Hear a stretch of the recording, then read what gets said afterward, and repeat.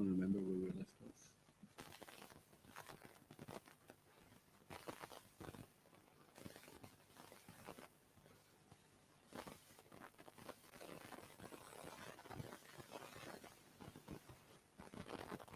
Go to Tama Pachashki Jan.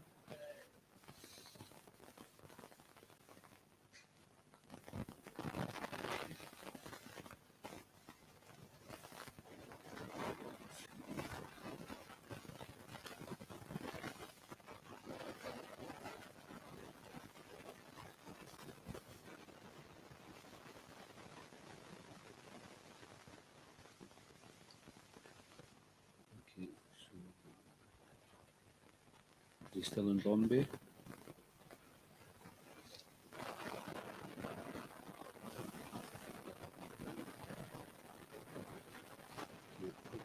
March 22nd, December 4th, is a man who thought Prabhupada was too ill to travel.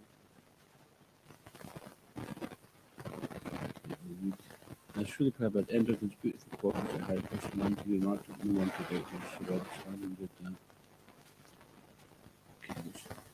As they turned off the Delhi, first week in Rishikesh was idyllic, heavenly with perfect weather and hopes of Prabhupada's eating and recovering. But on the 8th night, a violent storm hit, and with the storm came a drastic turn in Prabhupada's health. He said the end was near, and he asked to go immediately to Vrindavan, in case Krishna wanted him to depart for the very soon. The devotees of Rishikesh had been in high spirits, and so had Srila Prabhupada. While crossing the Ganges by boat, Prabhupada had requested drinking water to be fetched from the centre of the river. He had liked the lodge provided by his host, and he had even gone into the kitchen to show his disciples how to cook. Word had spread through the pilgrimage tourist town that A.C. Bhaktivedanta Swami was present, and Prabhupada had agreed to hold a darshan from 5 to 6 p.m. daily. And Prabhupada had agreed to. The room had always been crowded at that hour with 40 to 50 people, including Western hippies and seekers, as well as Indians on pilgrimage and vacation. Although Srila Prabhupada's voice had been extremely faint, he had spoken with force, stressing Bhagavad Gita as it is. When an American hippie had questioned him skeptically, Prabhupada had replied, "You cannot understand because you're crazy." Imagine trying to say that nowadays. And when a lady had put forward materialistic welfare work as the highest good, Prabhupada had replied, "Your compassion is as valuable as blowing on a boil to heal it." Prabhupada uses his time very wisely and gets to the point. Only a few disciples were with Prabhupada in Rishikesh, and they had deemed it a wonderful treat. Not only had Prabhupada directed the cooking, but he had told stories while cooking. He had said that only a lazy man couldn't cook, and then he told a Bengali story, the story of a lazy man, to illustrate. There was a king who decided that all lazy men in his kingdom would come to the charity house and be fed. So many men came, all claiming, "I'm a lazy man." The king then told his minister to set fire to the charity house, and all but 2 men ran out of the burning building. One of the 2 men said, "My back is becoming very hot from the fire," and the other advised, "Just turn over to the other side." The king then said, "These are actually lazy men, feed them." But on the evening of May 15, Srila Prabhupada could neither sleep nor work at his meditation. The storm, harbinger of the monsoon season, knocked out all electric power in Rishikesh. Since the fans were not running and the window shutters had to be closed because of the wind, the room became very hot. At 5 in the morning, Srila Prabhupada called for Tamal Krishna Swami and said he was feeling weak. Tamal Krishna sat cried out for an hour.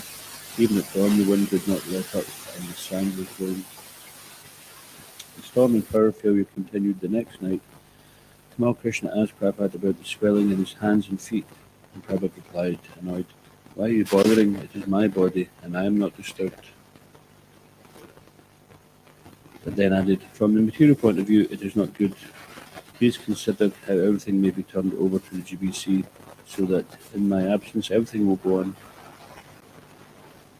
You may make a will and I will sign it.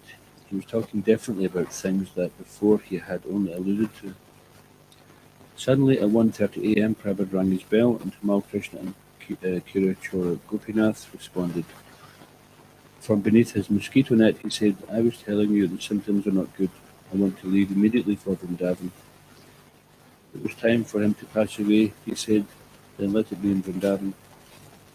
Since he wanted to leave immediately, the devotee stayed up all night packing and preparing to leave. Train reservations were not available, however, so they decided to go by car. So Prabhupada, he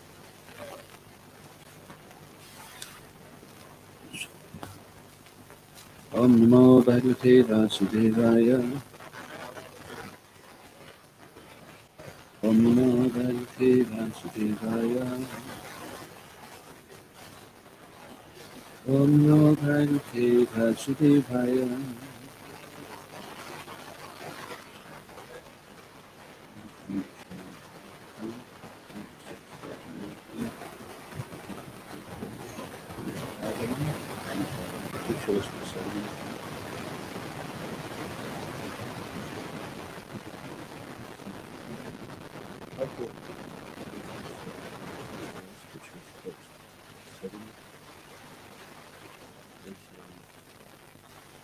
Very short.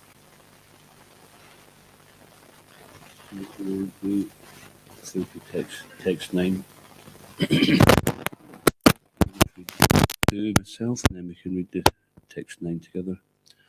Om Namo Bhagavate Mahapurushaya Mahanubhavaya Mahavibhuti Pataye Saha Mahavibhutir Vibhutibir Balim Upaharamiti Anenahar Ahar Mantrena Vishnur Avaha Nargya Padyoparshana Snana Vasa Upavita Vibhusha Ganda Pushpa Dupa Dipo Haradya Pacharan Susama Hito Paharit. Translation: My Lord Vishnu, full in 6 opulences, you are the best of all enjoyers and the most powerful. O husband of Mother Lakshmi, I offer my respectful obeisances unto you, who are accompanied by many associates, such as Vishwakshena. I offer all the paraphernalia for worshipping you. One should chant this mantra every day with great attention while worshipping Lord Vishnu with all paraphernalia, such as water for washing his feet, hand and mouth, and water for his bath. One must offer him various presentations for his worship, such as garments, a sacred thread, ornaments, scents, flowers, incense, and lamps. Srila Prabhupada's purport. This mantra is very important. Anyone engaged in deity worship should chant this mantra as quoted above, beginning with Om Namo Bhagavate Mahapurushaya. Text 8. Havi Shesham Cha Juhuyad Anale Dva Sahuti Om Namo Bhagavate Mahapurushaya Mahavibhuti Pataye Swaheti. Translation: Sukadeva Swami continued, after worshipping the Lord with all the paraphernalia mentioned above, one should chant the following mantra while offering 12 oblations of ghee on the sacred fire. Om Namo Bhagavate Mahapurushaya Mahavibhuti Pataye Swaha. So, do this together. Text 9. Shriyam Vishnu Cha Varadav Shriyam Vishnu Cha Varadav Ashisham Prabhavav Ubo Ashisham Prabhavav Ubo Bhaktya Sampujayin Nityam Bhaktya Sampujayin Nityam Yadi Chet Sarva Sampada Yadi Chet Sarva Sampada Shriyam Vishnum Cha Varadov Ashisham Prabhavav Vibho Bhaktya Sampujayin Nityam Yadichet Sarva Sampada Shriyam Vishnum Cha Varadav Ashisham Prabhava Vibho Bhaktyasam Pujayan Nityam Yadichet Sarvasampada Shyam Vishnum Chavaradav Ashisham Prabhava Vibho Bhaktyasam Pujayan Nityam Yadichet Sarvasampada. Please chant. Shyam Vishnum Chavaradav Ashisham Prabhava Vibho Bhaktyasam Pujayan Nityam Yadichet Sarvasampada Shyam Vishnu Chavaradav.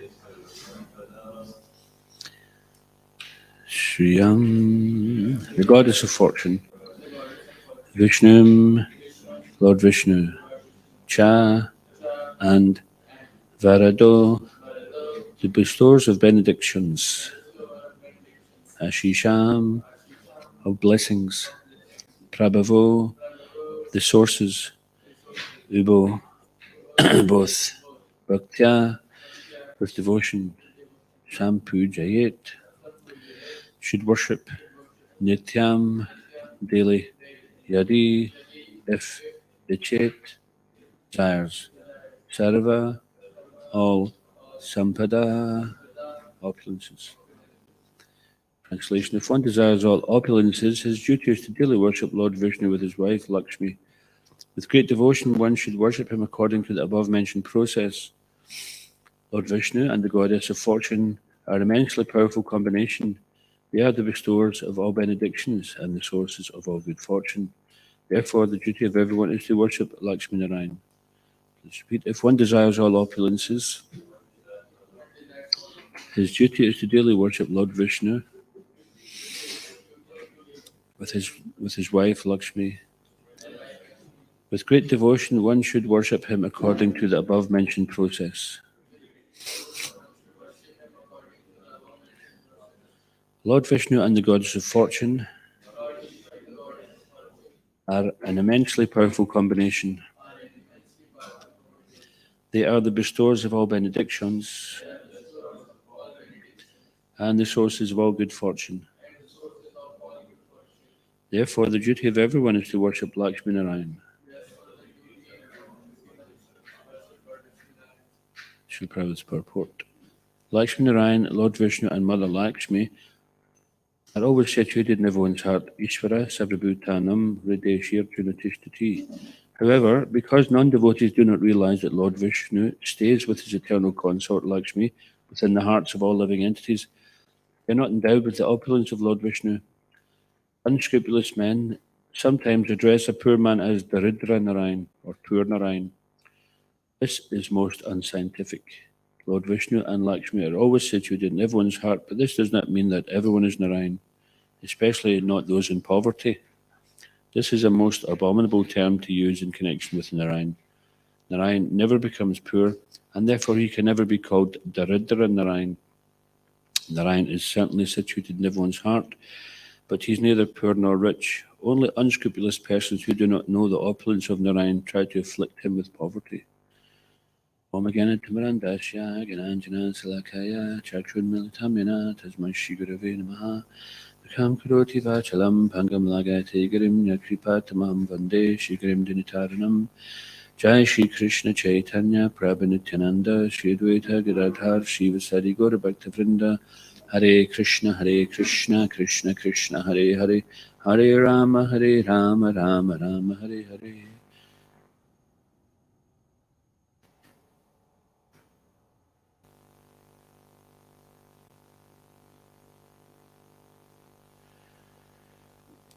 If one desires all opulences, his duty is to daily worship Lord Vishnu with his wife Lakshmi. With great devotion, one should worship him according to the above-mentioned process. Lord Vishnu and the goddess of fortune are an immensely powerful combination. They are the bestowers of all benedictions and the sources of all good fortune. Therefore, the duty of everyone is to worship Lakshmi Narayan. Srila Prabhupada talks about this term, Daridra Narayan, and he says it's an abominable term to use in connection with Narayan. Because the Lord is Bhagavan, full in 6 opulences, then he's never afflicted by poverty. That would indicate that he was subject to the laws of karma, in which case then he wouldn't be the supreme controller, the supreme Lord. He wouldn't be above the modes of material nature. But this term is used by impersonalists. They say that we are all one and that everyone is Narayan, so why give charity to the temples? There's so much opulence there. What about the poor, Narayan? Give charity to them. And Srila Prabhupada points out this is an abominable term because it's a misunderstanding. Just because Lakshmi Narayan are in the heart, it doesn't mean that we are Lakshmi Narayan. So there's in the Chaitanya Charitamrita, Srila Prabhupada discusses, you see often Srila Prabhupada, he will criticize the Mayavadis, and he'll criticize them. Generally a devotee doesn't criticize, but just as Krishna is Bhakta Vatsala, he protects his devotees, then the devotee will protect the good name of Krishna and the good name of other devotees. So when he criticizes the Mayavadis because they insult Krishna, they try to make that Krishna's form is simply a product of material nature, Mayavadi. Therefore, this doctrine of Maya is an illusion. They're an illusion. But then there's one worse than that. He says, and we see how strongly Prabhupada speaks against the Mayavadis. So he talks about a certain type of Patanjalist, not the original Patanjali followers, but those who try to realize the supersoul within the heart, and then when they finally perform so much austerity and they get darshan of the supersoul, then they say, there am I. And at this point they fall down. He says this is worse than Mayavadi, because they're thinking that they're not just one with God, but they're the personality of Godhead. So this Daridra Narayan is a conflict in terms. Narayan means one who is the Supreme Person. And that Supreme Person is not subject to poverty. Poverty is not generally considered to be good karma. So in the morning, after Guru Puja, we often pray to the deities that for the blessings of Lakshmi. And for the blessings of Lakshmi, most people think that means, just fill our pockets with money. That's the blessings of Lakshmi Devi. But the true blessings of Lakshmi is that we become qualified to enter into the association of the Lord. This we're reading about in the I think it was the 4th canto, or 3rd canto, a while back. So to actually truly get the blessings of Lakshmi Devi. So for those who are worshipping, there's worshippers who are worship with desire, and those who are worshipping with no desire. There's Sakama worshippers, and there's the Akama. So those devotees who are actually wanting to get the true blessings of Lakshmi Narayan, they're worshipping without any desire for personal gain, but simply we're trying to learn how to worship the divine couple for their pleasure. But those who want something out of it, then they're sadkama worshippers. They're worshipping with some desire. But of course, as we say in almost every class, that akamasawa kamovamoksa kamudaradi, then regardless of what we are desiring, because sometimes we think, oh, well, I'm sitting here in the Hare Krishna temple, but I've got so many desires, maybe I should just worship a demigod instead of come to Krishna. Krishna says, no, come to me anyway. Because at least if you come to Krishna, you're coming to the right person. Maybe your intention isn't pure in the beginning, but it will become pure. And Krishna qualifies it by saying there's 4 types of persons who approach him. And of all those, then there's 3 of them are mainly personal desires. So there's one who approaches for the purpose of wealth. There's one who's in distress, one who's inquisitive, one who's in search of knowledge, isn't it? Of the absolute truth. So, of course, if we were all to come with the perfect motive, then none of us would have came in the first place, or maybe very few of us would have came in the first place. Generally in Kali Yuga, we approach Krishna because we're in distress. And then we find out that there's higher knowledge and there's something else to be sought after. Or even beforehand, perhaps we were in such distress that we came to understand that there's something higher to be gained in life. So in any case, it's mentioned here that they are the bestowers of all benedictions. And this word, ashish, it refers to here blessings. I don't know if ashish can give another meaning, any other meaning. Yeah, we certainly feel blessed by the company of ashish anyway. It's a blessing upon Krishna above and by the Lord. So blessings come in so many different ways. And sometimes blessings come in disguise. Sometimes we're serving, we're thinking, I came to Krishna consciousness to become free from all this stuff in the material world. But sometimes it seems worse. Anyone ever experienced that? No? Me neither. No, sometimes it seems worse. And that's because we're taken under the personal care of the Lord.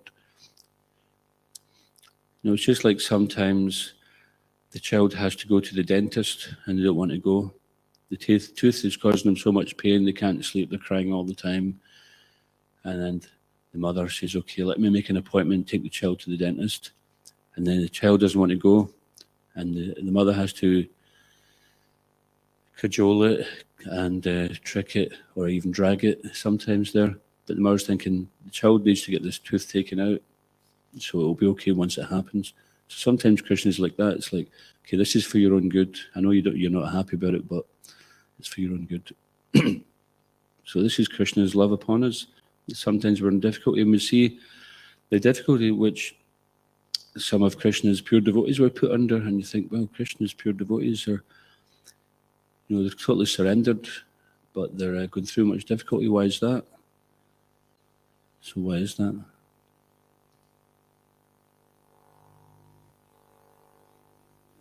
We don't see his love yet. We don't see his love yet. Oh, sorry? We don't see his love yet. We don't see his love yet. Yeah, and there's another reason. Is it to show how chivalrous, how brave his devotees are, even though put under such severe situations extended in materially, still they are not disturbed and they take still full shelter of Krishna, and to give us as an example. Exactly, yeah. So just as the devotees like to glorify Krishna, Krishna likes to glorify his devotees. He's not some kind of faceless giant old guy with a beard who just demands that we glorify him, and if we don't, we get cast into the eternal bad fire. He actually likes to reciprocate with his devotees. He glorifies them. And sometimes he glorifies them by putting them in a difficult situation where they show how to take shelter of Krishna in any circumstance. They don't give up that shelter.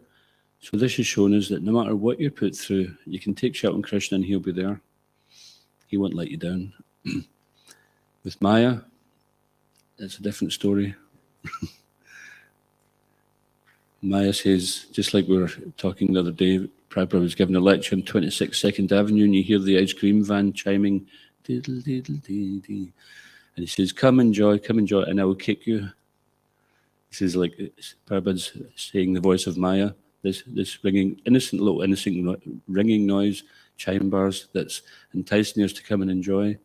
And it really kind of gives a nice picture of how Maya innocently, apparently, attracts us to enjoy and say, yeah, it'll be okay, everything will be fine, come and enjoy. And then the timing's perfect and I will kick you. So when Prahlad Maharaj was thrown off a cliff, Krishna caught him. But when Maya says jump off a cliff, I'll catch you, she doesn't catch us, we hit the bottom. So because we're accustomed to taking shelter of Maya for some time, then sometimes we're hesitant to surrender to Krishna, and we surrender to Maya, but it doesn't make us any happier, does it?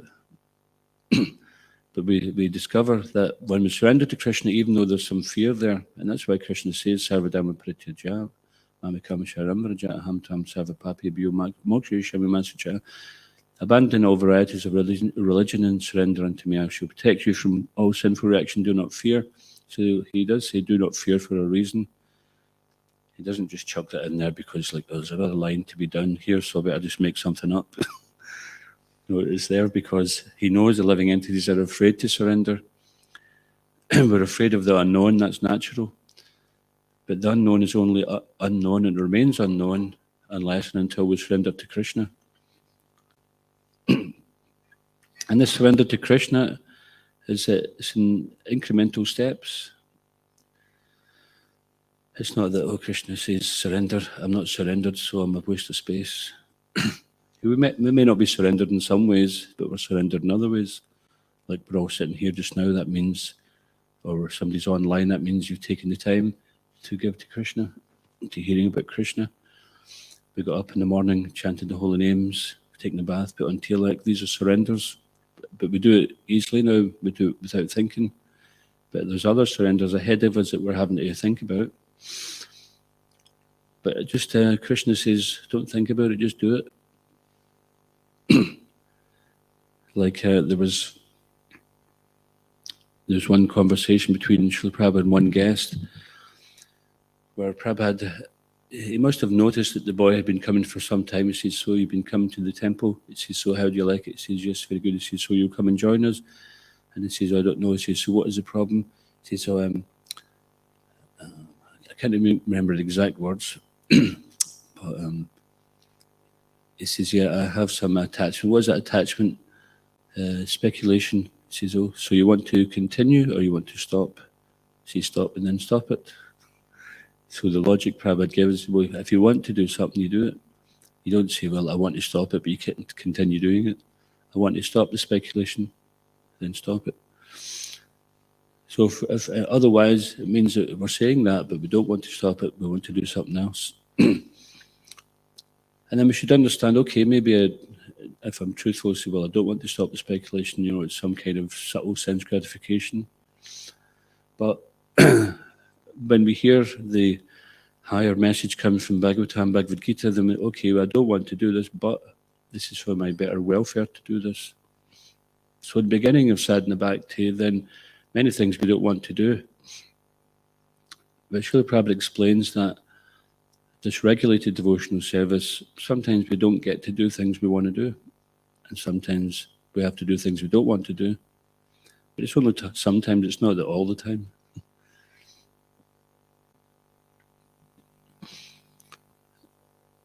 So it's part of the process, but ultimately comes to the point where we lose the taste for doing the things we wanted to do previously. And in the previous verses here, there's some instruction is given with this mantra, Om Namo Bhagavate Mahapurushaya Mahanubhavaya Mahavibhuti Pataye. Prabhupada says this mantra is very important. Anyone engaging in deity worship should chant this mantra as quoted above. And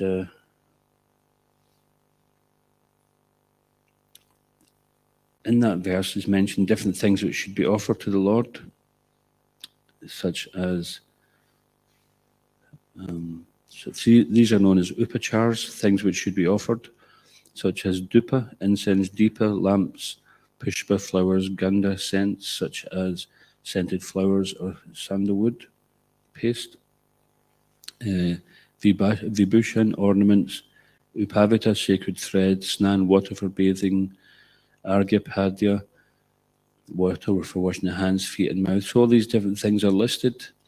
So it's and one must offer these things. So it's not that we just make our own version of what we should offer.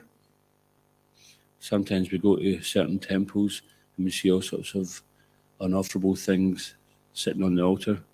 I went to one temple, it wasn't an ISKCON temple, and on the altar was a box of Thai food tea. And I was thinking, they need to read Prabhupada's books, get the idea. If one offers me with love and devotion, Krishna recommends what we offer. You know, if someone says, well, it's with devotion, you say, well, if it's with devotion, then you find out what Krishna likes. You don't just offer anything and say, oh, but it was offered with devotion. You can't kill a cow and offer a steak on that and say, but I did it with devotion. Ask the cow if it felt like it was done with devotion. So in this way, Krishna tells us what we can offer to him. And so when we're offering arti, we're offering these upachars, these items which are offerable. The water for bathing, the little napkin, that's offering cloth to the Lord.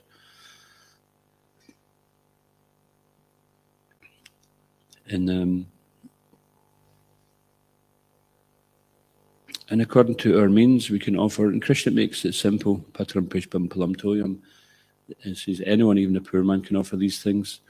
So we can offer, regardless of our situation, we can offer things to Krishna which is for our benefit. And he doesn't need these offerings. Just like the Ganges, when you're worshipping Ganges, you go into the Ganges waist deep, and sometimes you chant Gayatri in the water, and then you take some water from the Ganges and you offer it back to the Ganges. And Srila Prabhupada says, when you take the water from the Ganges, she doesn't experience any loss. And when we offer it back, she doesn't experience any gain. But the offering is there for our benefit. So Krishna doesn't experience anything. If we take from the material world and we don't offer it to him, it's not that he's any less. And if we offer it to him, we shouldn't be thinking, well, Krishna, I've offered you so much, you know, when's my turn coming? What am I getting out of this? Krishna doesn't need it. Sometimes we become proud if we're cooking. We're thinking, oh, I cooked so nicely, let me go and see if everyone was happy and get a big pat on the back. But Krishna's got Radharani and the gopis cooking for him. He doesn't need our burnt khichdi. But he accepts it out of love. And there was an example of that at Bhaktivedanta Manor. Years ago, when Srila Prabhupada was there, there was one, Prabhupada was in his rooms upstairs and he heard a clatter. And he asked his servant to go and find out where it was. So they went down to the temple. The devotee went down to the temple and he discovered that there was some offering was made to the deities and the sweet rice was on the floor. And he went up back to Prabhupada and he reported the sweet rice was on the floor.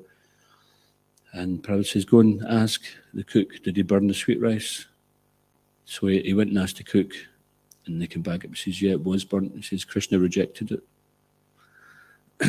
And he says, but Prabhupada, it was offered with love and devotion. And Prabhupada replied, if it was offered with love and devotion, it wouldn't have been burnt. So many lessons in one time.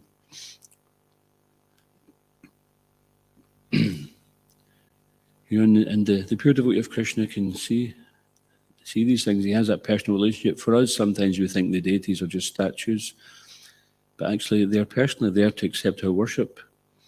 And according to our level of acceptance, they'll reciprocate. There was another time, I'm not sure if this was in Bhaktivedanta Manor, but if Tatvavit knows, perhaps he can tell us. There was one time where Prabhupada was his asana was sitting at the other side of the temple.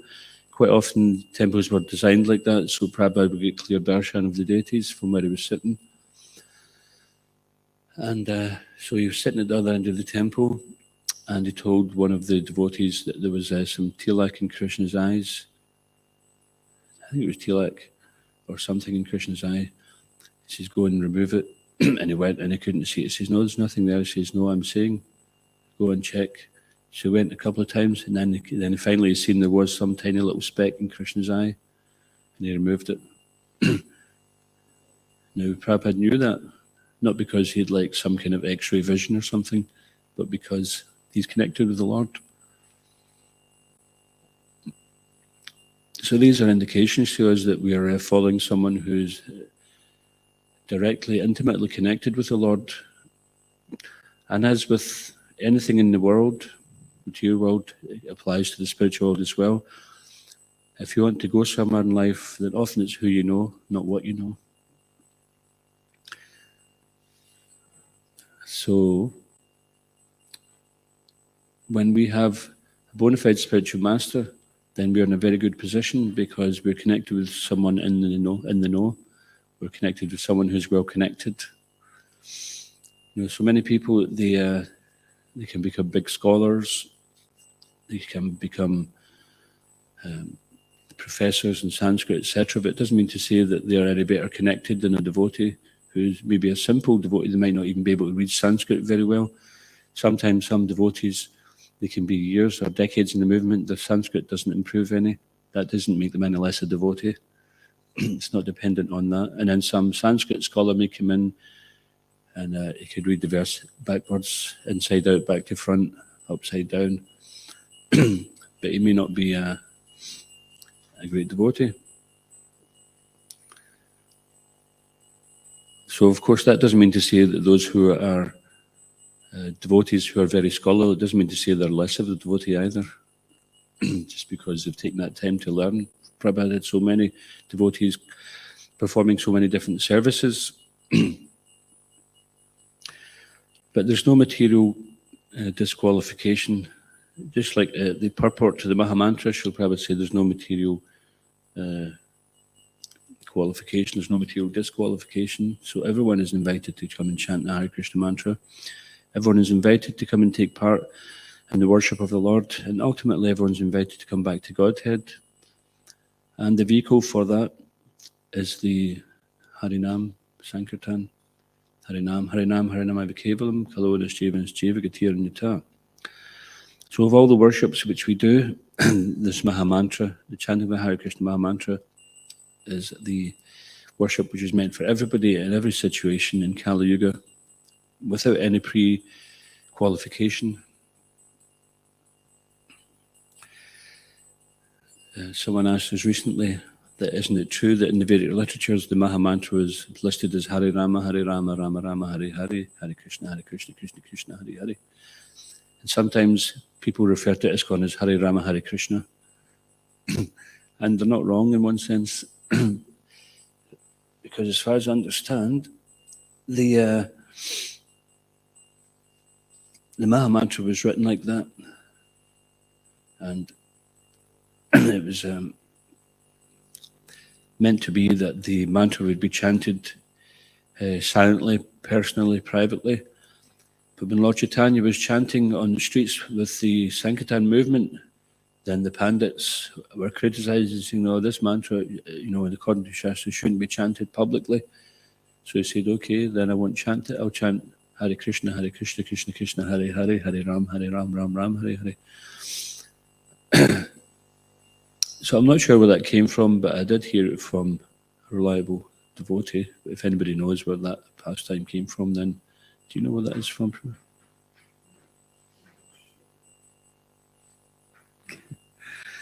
Okay, if anybody finds out, then let us know. So, Lord Chaitanya, being Krishna himself, he's also Ajita. He's never conquered. He was never conquered by Hiranyakashipu's trickiness at trying to be immortal. And he wasn't conquered by those who tried to oppose the Sankirtan movement.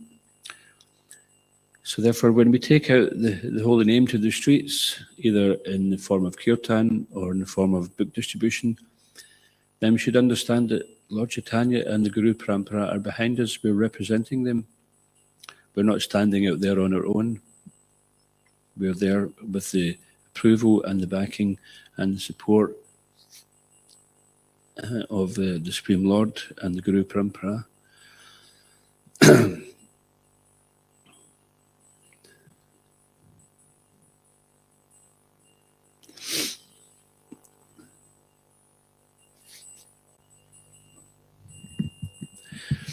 So Prabhupada mentions here that Narayan can never be called Daridra Narayan. He's certainly situated in everyone's heart, but he's neither poor nor rich. So this is indicating that also Narayan is detached. Often poor people, they're not very happy because there's so many things they need or they want, but they can't get them. Just like even as children, we never had much, perhaps, as obviously the parents have all the money. I remember when I was a kid, and I was thinking, why are adults so miserable? They got all this money, they could just buy loads of sweets and be happy. What's the problem? Just go and get yourself a Mars bar or something. Of course, in my childish simplicity, I was thinking that was all that you had to get in life, was just get some sweets from the ice cream van or from the shop, a bottle of iron brew, and a bag of sweets or something. But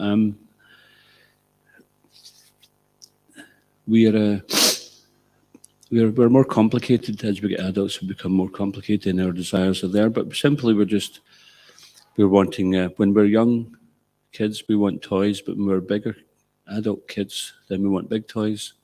We no longer want a little corgi or dinky toy. We want the real thing.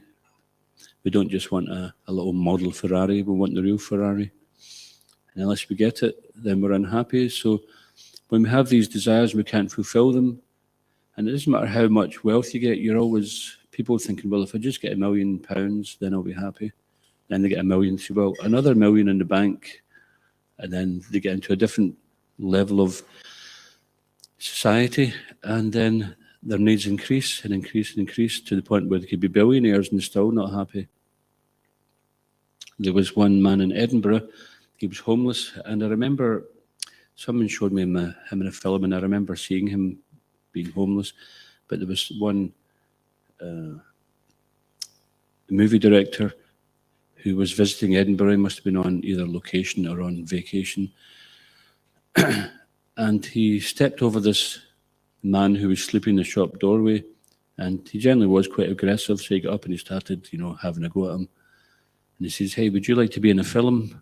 Would you like to be in a movie? He says, yeah, what are you talking about? Okay, so he convinced him, he took him to Hollywood, they put him in some movies. And when you see him, you think, typical Scottish rough guy. He's got a huge big, Mars bar scar in his face. But then what happened is, so he spent some time, he got into higher levels of association, and he was spending lots of money. He was making a lot of money, and he was spending a lot of money. And in the end of it, he says actually he was no better off practically, because as he was making tens of thousands of dollars, he was spending tens of thousands of dollars, because in these circles you got to host parties and to stay in those circles, etc. See, so practically he didn't really make any improvement to his life. And Prabhupada talks about this, about increasing the bodily demands. So the more fuel you put on the fire, then the more fuel you have to put on that big fire to keep it going. So this eating, sleeping, mating, and defending, Prabhupada says that gradually we should decrease them to zero. This is our goal, not that our goal is to fulfill them more and more and better, sleeping on a golden bed, eating from, designer plates. You see, some people are really laughing all the way to the bank in these restaurants. You see some of these designer meals you get, and it's like a tiny little square of something which is like black in color or something, and then a little sprig of asparagus or something like that, and because it's served in a certain place in a certain way, and you think there's about 20 calories in that meal, and they're thinking, yes, I'm so high class here. Like George Harrison, he wrote a song called Piggies, wasn't it? See the Mr. and Mrs. Piggy out with their Mr. Piggy out with their wife, clutching forks and knives to eat their bacon. So they have this false standard of living. They create artificially raising the standard of living, but they're no better off. And simply all they gain is more karma. They may appear to be better off than everybody, but at the end of it all, their karmic account is it's a lot more accumulation there. So for devotees, people can't understand how devotees can give up so many things, but the devotees are looking for a different happiness in life, and therefore we're getting some taste. Sometimes we think we're not getting a taste, but how can we give up some of the things without having some taste at all? The living entity is pleasure-seeking. We may not be getting pleasure to the same degree we're expecting because we're conditioned to looking for sense gratification. And but in due course of time, then we begin to understand more and more. We get a taste for Krishna consciousness more and more. And sometimes we don't realize how far we've come in Krishna consciousness, but others can see it. We see someone come to the temple and they look bedraggled and they look, like they haven't seen daylight for a few years. The hair's all straggly, and they might, as the devotee Pushkar used to say, they might stink like 40 hogs. That was one of his favourite sayings. But they might not. Sometimes people come quite well manicured as well. But after a little while, we see that they become much more satisfied in life. They look clean, and like in the Chaitanya Charitamrita, we see, was it Raghunath Das Goswami who had the opulent shawl? It was Sanatan Goswami, was it? Okay. And it was the only possession that he had left. And then he was asked to, maybe I'm getting pastimes mixed up, but I think it was that pastime, where he was embraced by the Lord, and Lord Chaitanya asked one of the devotees to make him clean, which meant he took him, shaved his head, shaved his beard off, and then he became shiny, like Prabhupada would call it a Vaikuntha man. So even this taking a bath every day, this is something that a lot of people are not accustomed to. That's another step towards becoming a human being. And according to Srila Bhaktisiddhanta Saraswati, that one is not in the human platform unless they chant 64 rounds a day. Of course, Prabhupada gave his concession because there's so much service for this mission. And so it's not like, okay, well, Prabhupada said in the beginning we should do 64 rounds, so I'm going to do 64 rounds a day. I'm not doing any service today. That's not what's required. What's required is to work together for the purpose of fulfilling the desires of the Guru Parampara and Lord Chaitanya Mahaprabhu. So here it's mentioned that if you desire opulence, then your duty is to daily worship Lord Vishnu with his wife Lakshmi with great devotion. And by doing this, then the opulence which we will receive is love of God. And then the other things which we are looking for, they will pale into insignificance. And the Lakshmi Narayan, Prabhupada says that in some temples you see, not in ISKCON, but in other temples, you'll see that the deities are dressed very simply. But Prabhupada was mentioned that we should worship the deities as Lakshmi Narayan, even though they may be Radha Krishna deities, but we should worship with opulence and reverence and affection like that. We shouldn't get into kind of spontaneous types of worship, because that can lead to trouble. There was one very popular temple in Vrindavan called, Okay, a test of your knowledge if you've been there. What is the most popular temple in Vrindavan? Yep, top of the class. Bunky Bihari.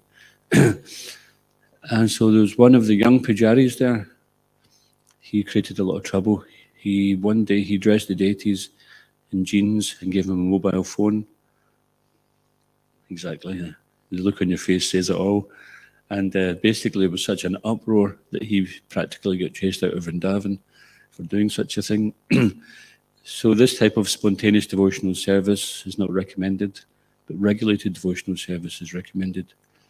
Spontaneity will come when we no longer feel we have to do the service, but we want to do it. We feel spontaneously attracted to doing it. We're enthused to do it. Every aspect of it, that is spontaneous. Not that we just do whatever we like. We don't have to follow any rules or regulations. That is disastrous. So I'll just finish there. If anyone's got any questions or comments, please, or corrections. Good, we've run out of time. All right, thank you very much. Iskon Gurvinda ki, Srila Prabhupada ki, Grantaraj Srimad Bhagavatam ki, Nitai Gaur Premanande, His Prabhupada Prana Prabhu ki. Gaura Bhaktivinoda ki.